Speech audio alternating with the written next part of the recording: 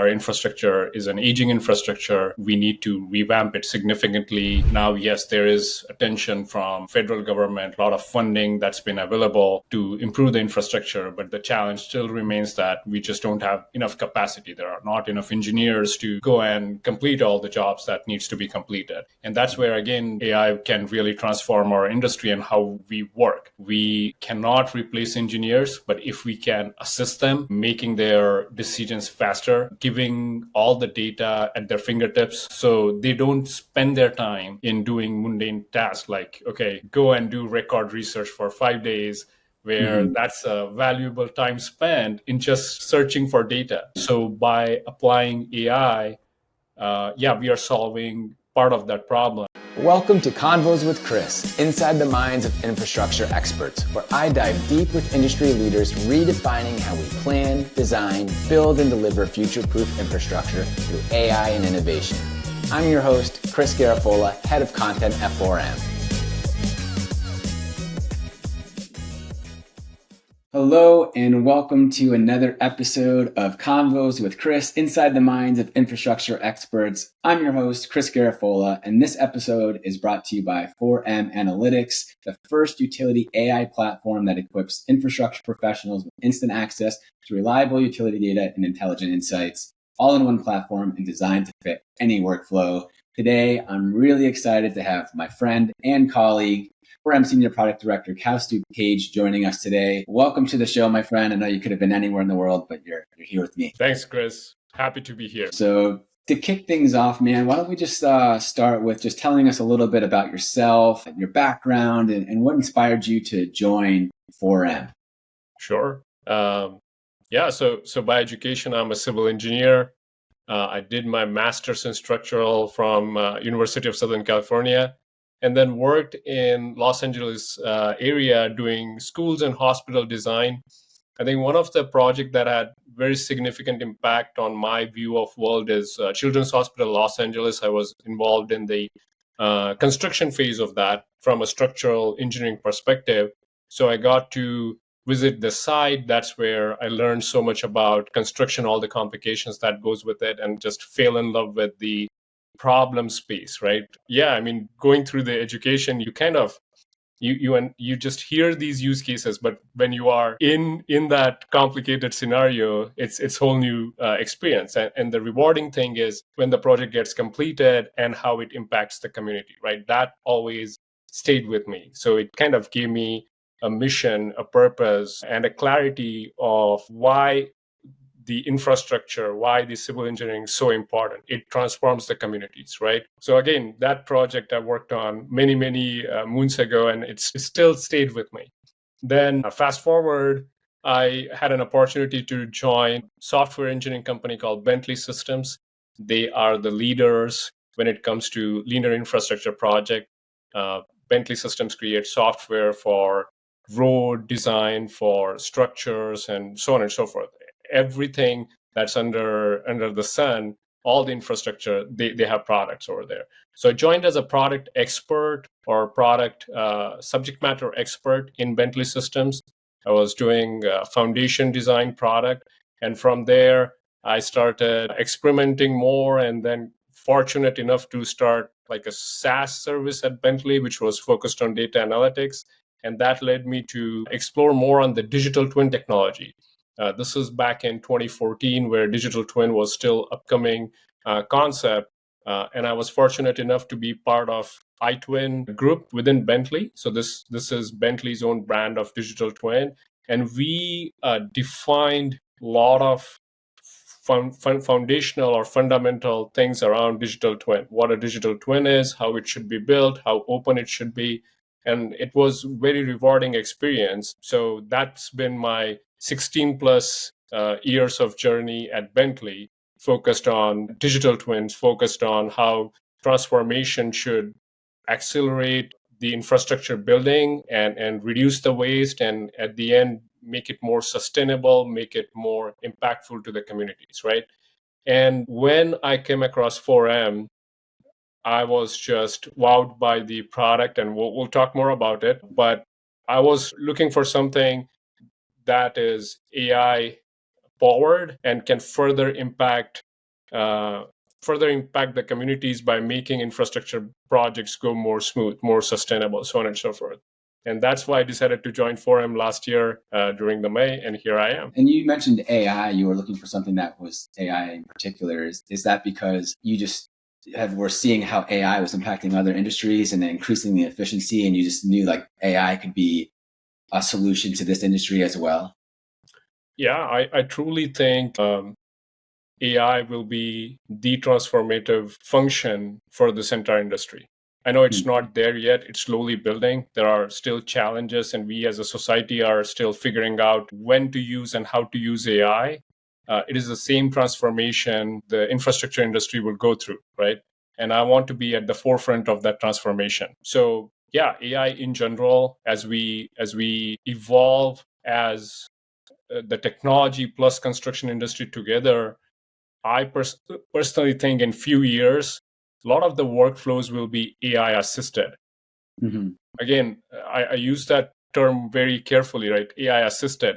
I don't see anywhere near future where AI will replace engineers. That's just not going to happen. A lot of the things, a lot of the decision making that we are going through as an engineers right now, or even as a contractor on the field, AI will come in assistant and help us make those decisions faster, or help us making better decisions. Right. I like that. It's not like the AI is going to be the pilot. It's going to be more of the co-pilot. The human's still going to be in charge there. And talking about AI, we call ourselves a utility AI platform. What does that even mean in like high level? If you could break that down to our audience, because maybe they might not be familiar with like, what does that mean? Like utility AI platform. Obviously, we're creating this category, and it's new for a lot of people tuning in right now. Yeah. That's a very good question. So we have to kind of understand the history behind how the infrastructure was developed in US to first understand the problem that the industry is facing, and then we can talk about AI platform, right? So US being such a vast area, when the cities were developed in the early days, like I'm talking going back to 90 years or plus, many areas there were just huge land available. So when it came to, okay, we are going to develop a new neighborhood, or we are going to connect these oil fields together, whatever people were doing back then, they didn't had any problems with utilities. Unlike places like Europe, where it's already congested, the old infrastructure already exists. So any new development you are doing, you have to be very careful. Unlike that, we never had a land problem. So the utilities kind of just were installed. And as US cities started becoming more and more dense and more projects came in, more population growth was there in the urban centers, that's where the utility problem started to rise up, meaning you don't have any more land to expand, but the capacity is increasing in the urban centers. And now you have to figure out how you fit things within a limited land. Back to that European city problem, right? Now, US cities are facing that. And as we have these highways and roads expanding and the existing utilities are there, that's where the challenge came to surface, or it's becoming really problematic in the industry, where the utilities that were installed in old days, or even fairly recently, there's not good enough documentation. So there's no central repository where you can reliably trust that the data you are getting about utilities, underground or even above ground utilities, is reliable. And that causes significant challenges when you're planning for any construction project, right? Now, for us, the AI is the solution, and I'll explain why. So as you can imagine, when these utilities were installed, they left some digital footprint. The digital footprint was either in the permits or some sort of blueprints, geo PDFs. In some situation, they end up in like GIS servers too. So, but it's like a breadcrumb distributed across the public domain. Lots of different data points where the digital breadcrumb of utility was distributed. Disparate information is just everywhere, right? Correct.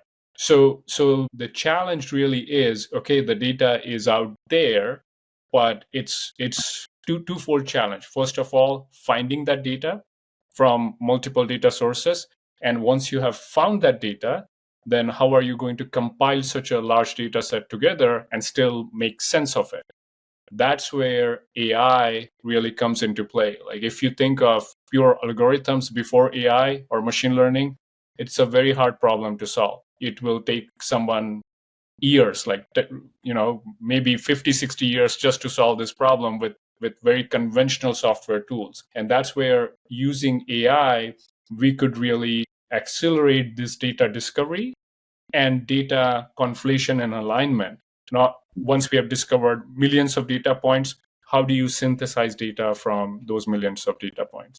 Right. That's what we have built at 4M, ability to discover millions of data points which are in public domain, collect them and synthesize and make sense out of it. That's our utility AI platform. And I want Again, to double tap on that synthesize, because I think that's so important, right? Because all that data would be, I mean, I don't want to say like meaningless, but data is only as good as you can make sense of it, right? Like how are you going to put all that data together to make an actionable insight or actually make it so it's usable? I think that's a huge power in that part of the AI, right? Is that synthesizing and that conflating of that mass amount of data.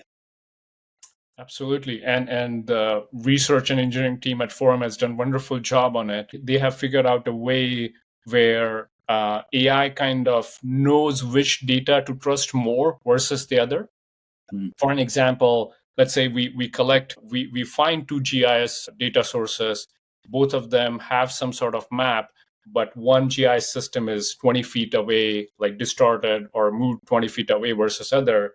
And how do you figure out which one is right?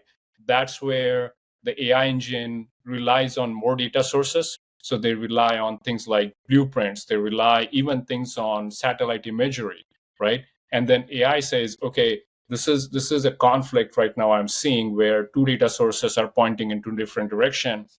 I need more validation before I can say, oh, this is a probable location of line.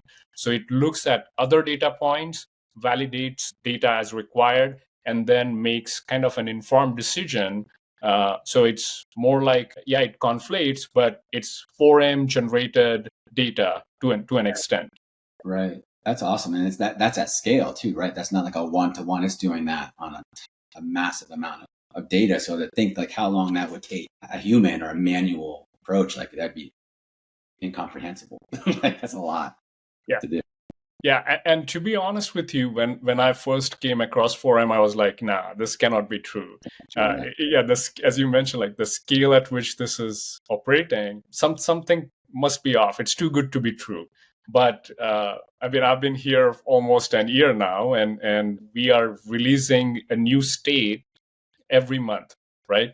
And I could see all the efforts that go on the research team. Yes, definitely, it's not an easy task, but because of the AI tooling they have built, it is just becoming faster and faster. So yes, definitely, it's working at such a large scale that it's an AI platform. It's a utility AI platform. It's just not a normal digital product.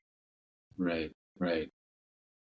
Kaustubh, I'd love to tap into your product philosophy a little bit. I mean, you're building some amazing, amazing things, and I'd love to learn a little bit more about what core principles drive your product decisions at 4M. Sure. First and foremost, product philosophy that I have is you have to fall in love with the problem, right? You have to, that's what drives me. What is the problem? You have to really embrace the problem. And then solutions, you will find it once you fall in love with the problem. That is my philosophy in general. But now let's talk about solutioning of things, right? As a product guy, I always have, I think everyone has tons of ideas. The challenge is not to fall in love with your ideas and only fall in love with the problem. So, as far as you are not falling in love with your ideas and falling in love with the problem, you will be fine because that will drive you to experiment more. So, your core goal will be always to solve that problem without looking at, okay, I've created this new solution, I'm launching this new feature, I am very invested in that. If you have that mindset, you will not look at the problem objectively. So the principle is experiment a lot. You think you have a good idea, but it's only valid when it's solving users' problem. So you have to keep on experiment, fine tune your ideas, and then you can talk to any product manager. Out of 10 ideas that they have, usually one or two stick. So the key to success is keep on experimenting as much as possible, and again, fall in love with the problem. I love that. It sounds like being egoless. Being egoless is a main thing. And I know me as a content marketer for 4M, it's less about what I like. It's more about what does the customer like? What's going to resonate with the customer? What's going to help them in their day to day, regardless of what I think is maybe the best thing to do. So I love that like egoless philosophy there. And talking about the customer, Kaustubh, how would you define customer obsession in your day to day for product decisions? Could you share a moment when putting the customer first completely changed the roadmap? I'm kind of going back to that egoless example and product philosophy where just being so obsessed with the customer and solving these challenges for our customer changed the direction of the roadmap? Sure. Yeah. Again, going back to that principle, if you want to fall in love with the problem, you have to be customer obsessed, right? So I take every single opportunity, doesn't matter what type of interaction it is, whether it's an early sales interaction or it's a customer success interaction, to listen to our users, to just interact with them, to ask them questions. That's like oxygen for a product manager. Without that, a product manager cannot exist, right? And then some people may go to an extent and say customer is always right.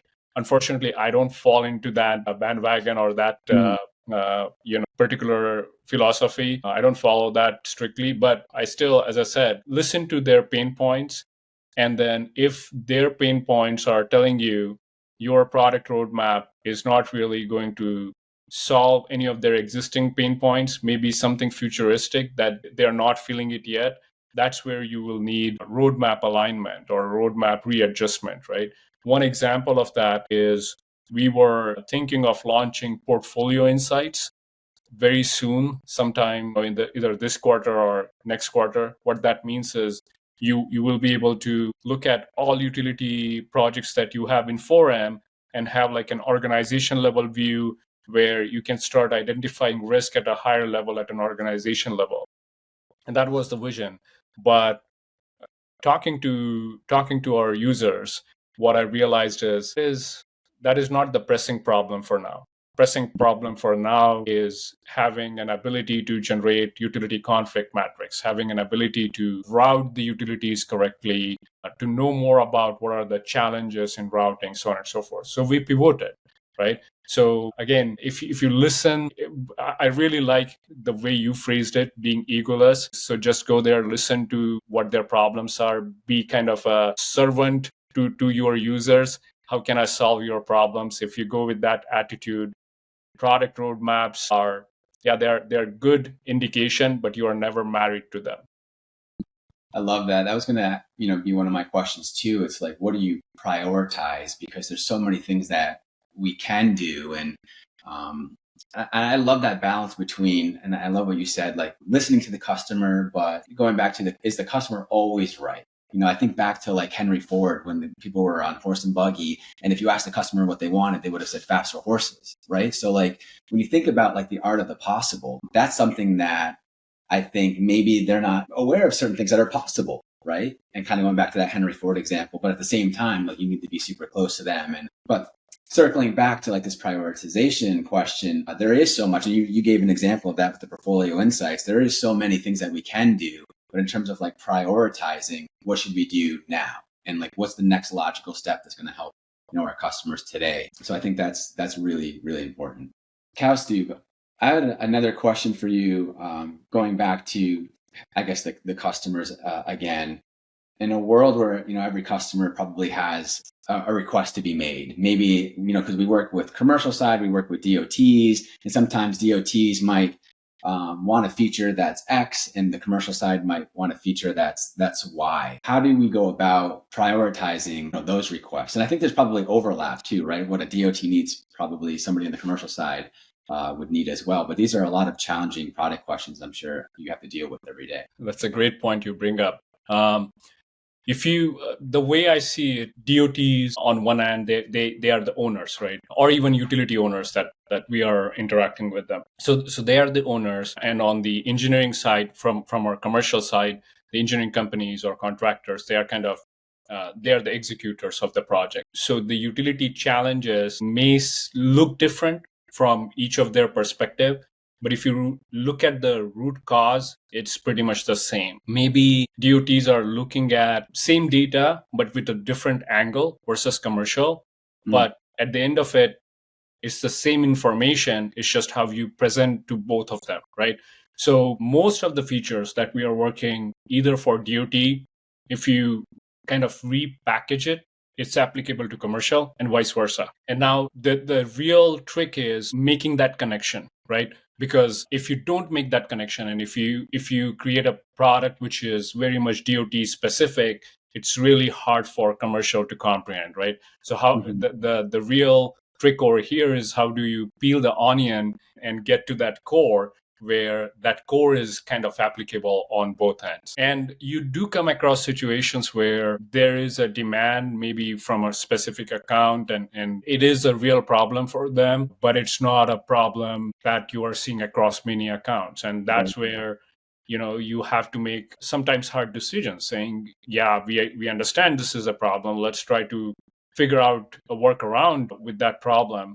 But product at this point of time cannot really go and solve that problem. You have to be transparent with your users. You cannot overpromise to them saying 4M technology is going to solve every single problem that you have with utility. That's just not the reality, right? So many times being honest, transparent with the users, and telling them, hey, yeah, we get it, but we can't solve it right now, is the best way. Open communication is the best way in that situation. Right. And in talking about that, like adding features and everything, I think the beauty of our product is how simple it is, right? And like not losing sight of how simple it is. I go back to Google Maps. Google Maps has been around for a while, and it's extremely powerful.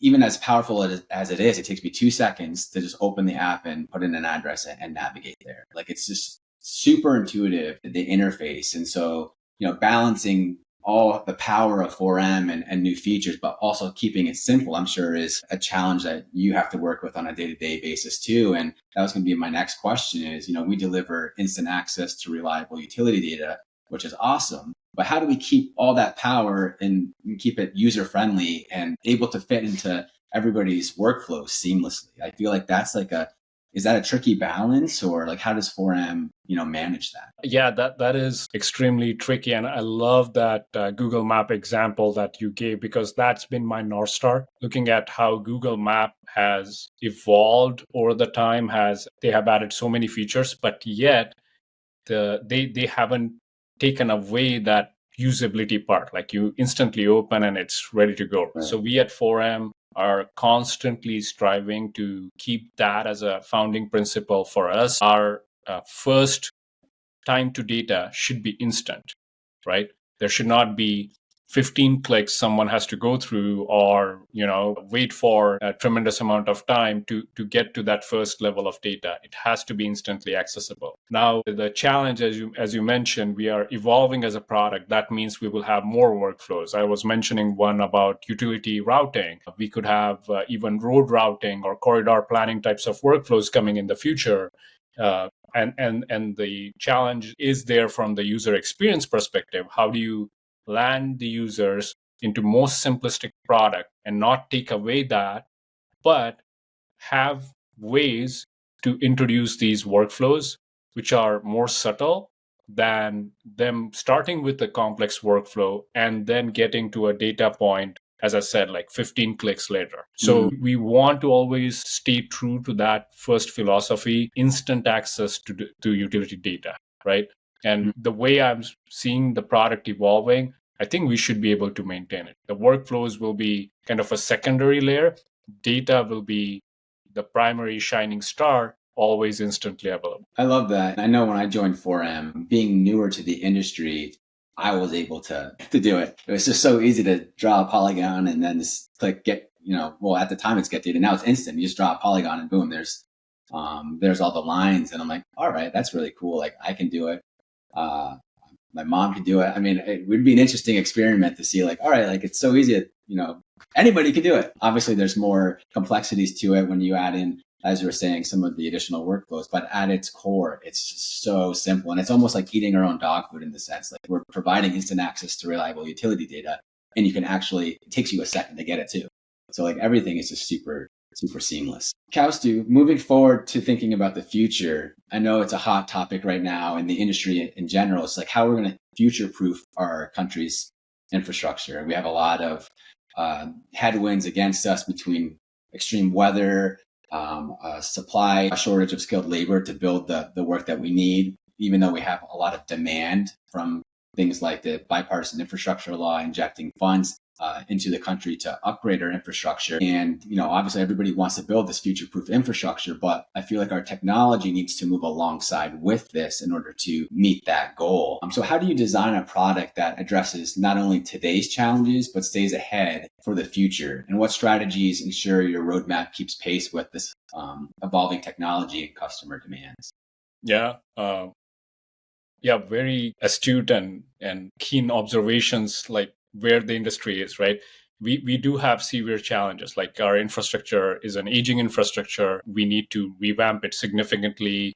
Now, yes, there is attention from federal government, a lot of funding that's been available to improve the infrastructure, but the challenge still remains that we just don't have enough capacity. There are not enough engineers to go and complete all the jobs that needs to be completed.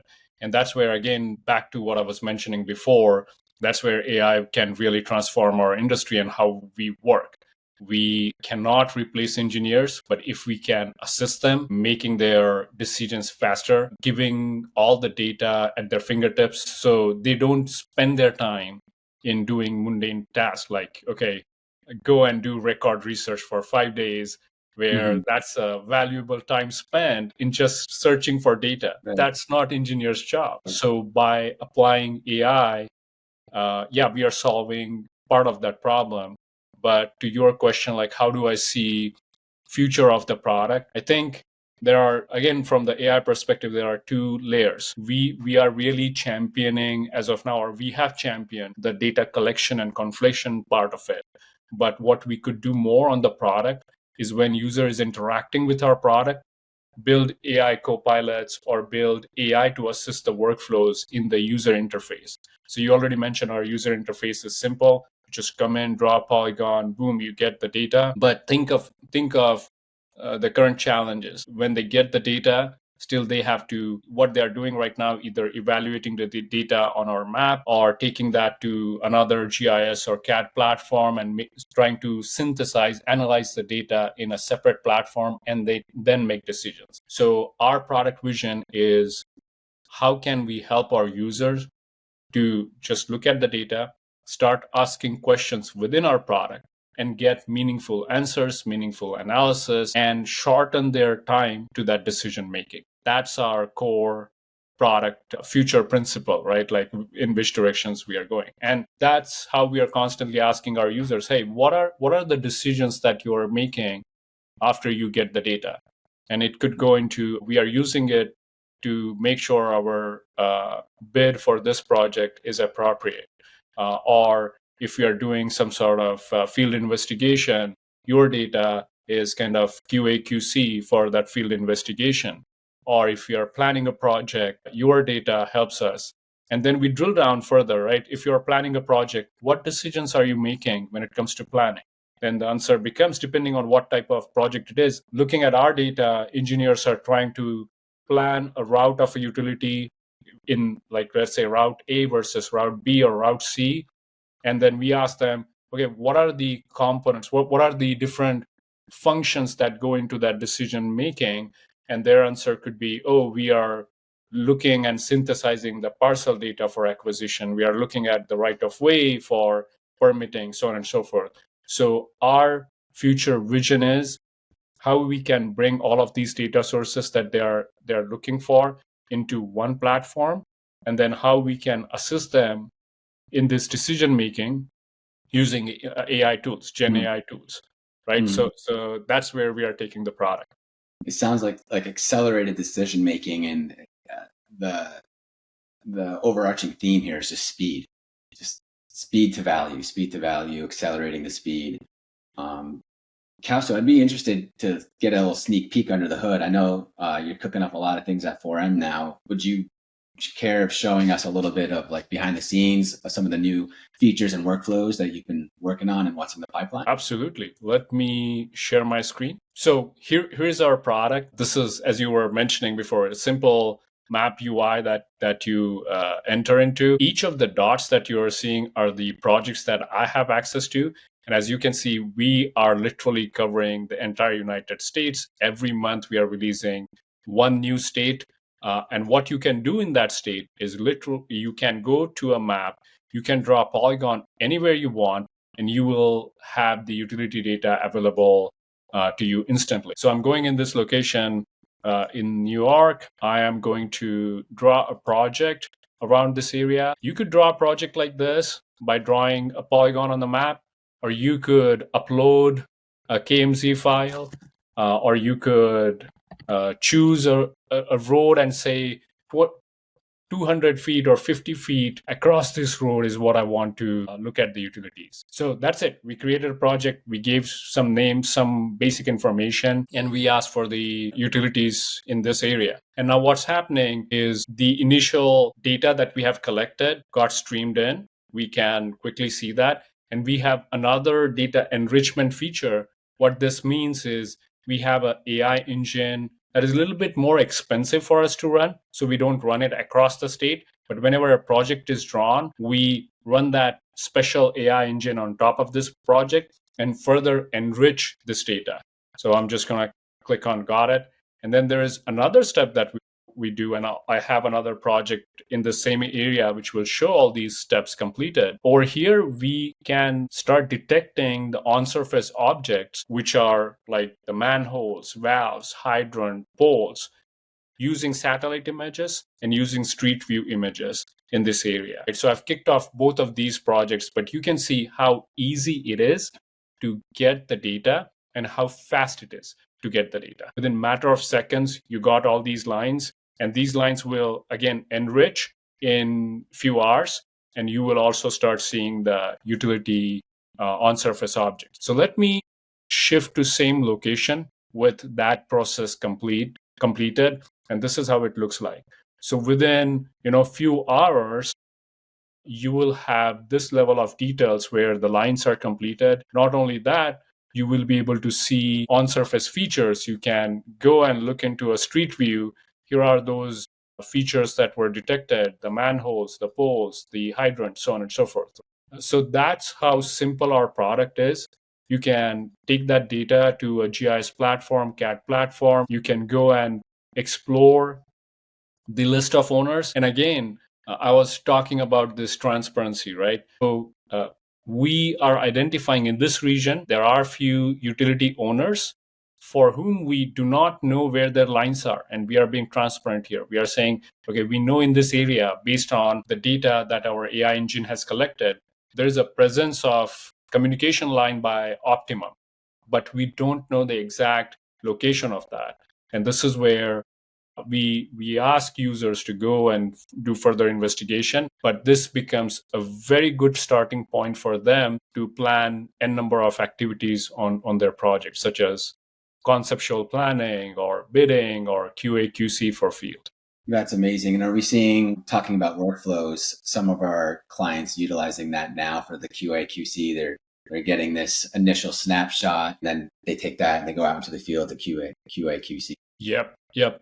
That's definitely a big workflow that we are supporting. As you said, they take this map, they go on the field, they know how many objects they need to go and verify.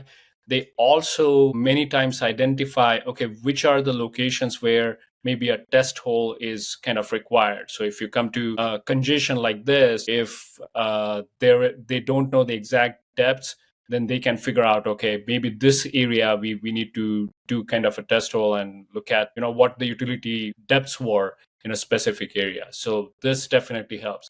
There are instances where we actually found more data than some of the field investigation. Again, it doesn't happen in all of them, but there are instances. And that's where our user trust us, saying, okay, there are situations where you will surface more information, which is very valuable. Because think of scenarios like if there's a gas line that someone missed, it could be a safety issue when it goes to a construction.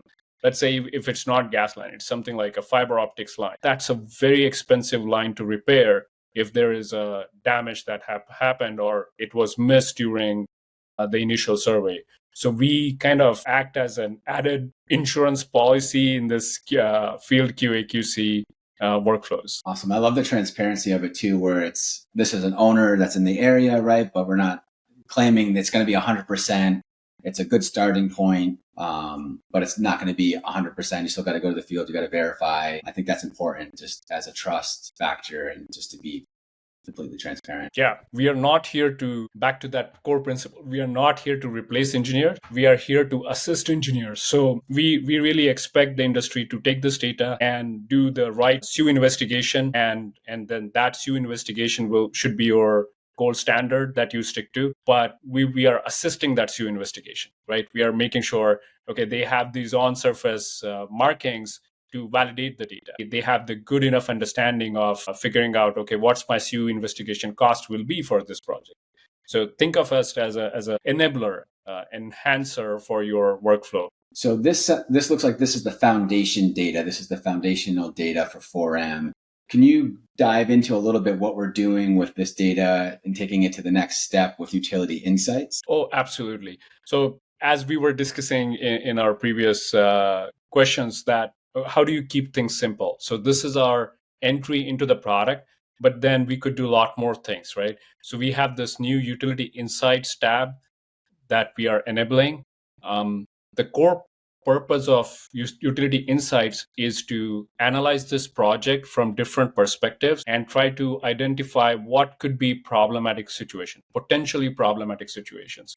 Now, we don't know for sure that all of them will be problematic, but as I was mentioning, our principle is to be of an assistant to enable them taking smarter or better decisions. This Gen AI tool is summarizing what could be potential risks on this project. So it is identifying the high density in this project because it's an urban area. It is identifying presence of a lot of gas lines, which is a safety risk. It is also identifying some locations on this map where line indication is there, but without exact location, back to that transparency thing. And we are telling our users, hey, there are about 7 to 10% of line that we haven't really found out. Please go and investigate, so on and so forth.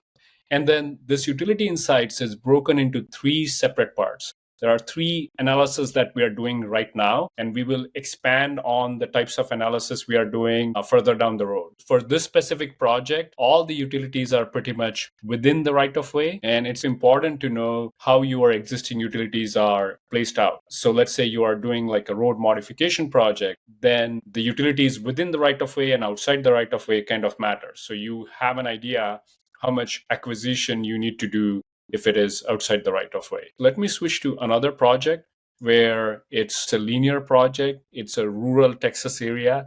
And let's look at utility insights for this particular project. And here you will see kind of a balance because the urban project, it was only the right-of-way where the utilities were.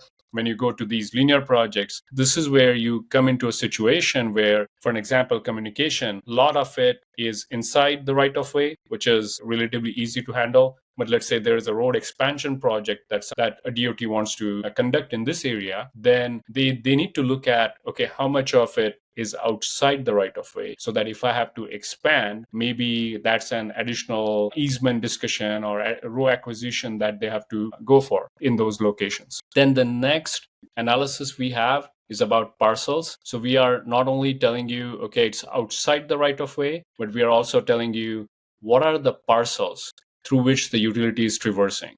So any adjustments you want to make, or even just you want to look at, okay, I want to go for expanding my right-of-way acquisition, which types of owners I need to talk to. This will give you that idea, okay, you have more commercials, a commercial owner in this area than residential, some agricultural, so on and so forth.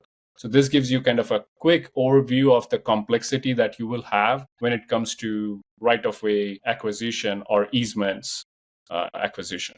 What are like some of the primary use cases that we're seeing our customers use this right now? We are seeing our customers include this report in their initial bidding for a project.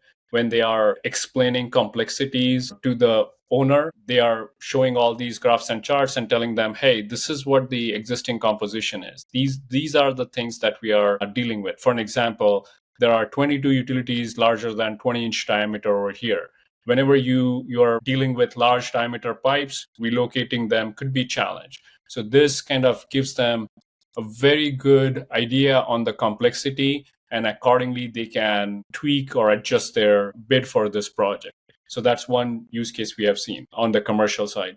Also, for things like undergrounding on commercial side, our users are interested in knowing, I have an overhead electric line, how many locations, existing location, it's intersecting with water, how many locations is intersecting with gas, so on and so forth.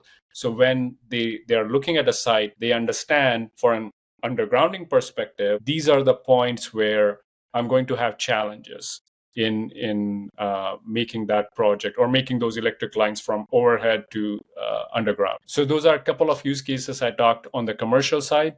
And then on the DOT side, this unlocks whole another conversation enabler, so to speak. This is a conversation enabler for DOTs. So they take this report and they have multiple divisions like right-of-way division, utility coordination division. You have then your concept or design division. All three of them are using this report to talk about the challenges on this project. They are looking at the existing composition, and this gives them the good early heads up. Okay, on this project, communication utilities are going to be challenged if you are going to do, either lane expansion or bridge installation or whatever it is, and they can start kicking off these coordinations early on. Or within the groups itself, let's say the right-of-way group is working closely with the design, but not that closely with the utility group. This type of report is bringing all of them together because now they have a better understanding of what is the complexity on this project. All right, so that was utility insights. As I was mentioning, we do have a lot more workflows which are AI forward or AI enabled that are coming in near future. And hopefully, Chris, I'll have another opportunity to share those with you in near future. Amazing. Now, this is really exciting. I'd be curious, like what have some of our customers from the DOT or commercial side said about what you just showed me? Has there been any initial reactions about the value that they've been seeing from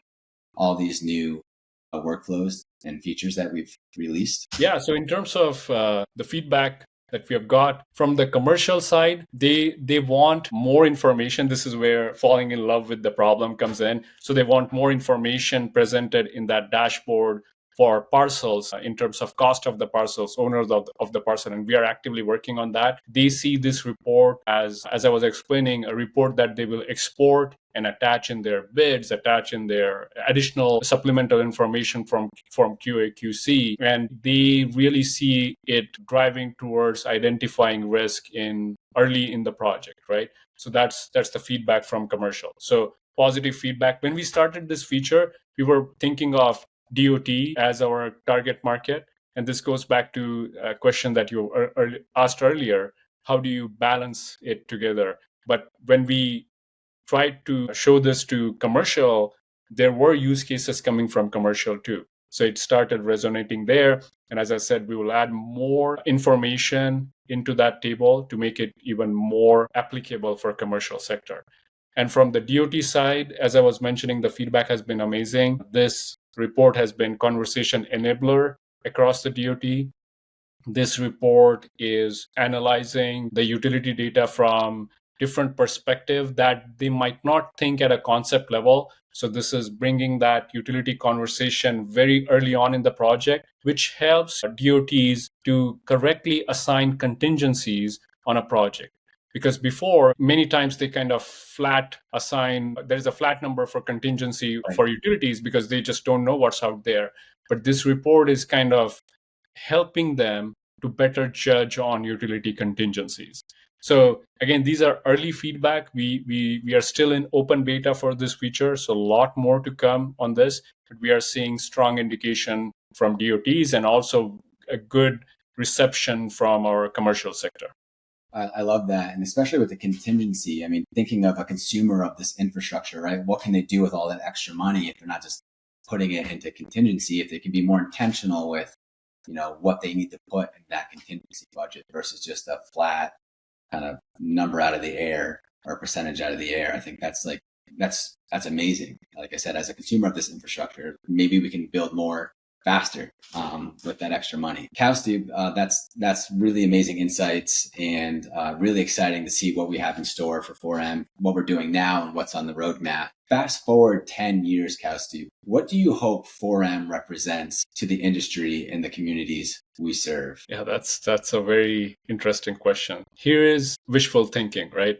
So fast forward 10 years, we will be the central place, kind of, connected utility platform for everything that's related to utilities.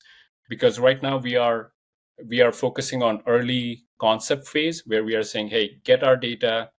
It might not be 100% there, like the missing owners that we already talked about, but our data is good enough for you to start planning.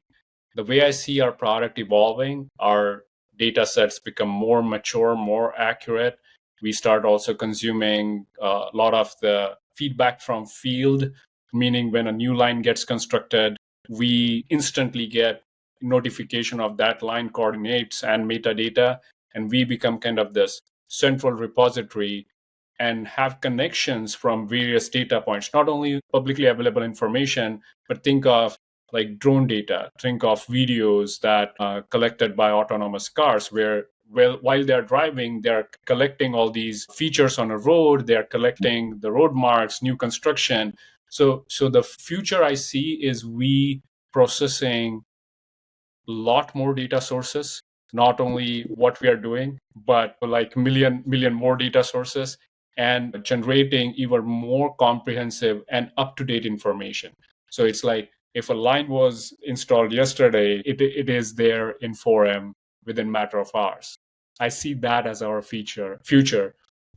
And we will be helping across the entire life cycle of the infrastructure project. Right now, we are in the concept planning phase. I see us evolving into construction and all the way to asset maintenance phase as we go forward. And the reason why we started early in the construction phase, right, is because this is where it's the most cost effective, the earliest stages of construction. If we can solve these problems early on, it's going to have the biggest impact for the project, right? Is that why we started in the preliminary planning stages here? Yeah, that's a very good point that you brought up. So if you look at like the change orders that happens on a linear infrastructure project, more than half of the change orders related to utilities occur because the data was missed in the early planning or design phase. Think of that current problem with the industry. If we could solve it, and if we could reduce, let's say, not all change orders, but even 30 to 40% of change orders at a DOT level, we are talking millions of or billions of dollars at a US level saved and making the projects more efficient. So think of the public service that we will eventually do, right? If because of a change order, if project gets delayed by an year or more, there is inconvenience to everyone who is interacting with that particular area, construction delays, traffic jams, and all of that. So we have this compound effect. If we could give a good enough data in that concept phase, it has this ripple effect. It has this domino effect, which will affect so many aspects of our life and economy. Right. Well, it's really exciting, and it's an honor to be working for 4M, to actually be at a purpose-driven company. I can hear from your words that you're equally as honored to be working on something that is making a tangible difference in everybody's lives. And that's a wrap for today's episode. Thank you so much for joining me today, Kaustubh. The conversation was incredibly insightful, especially for anyone looking to pursue smarter, plan faster, and mitigate project risk.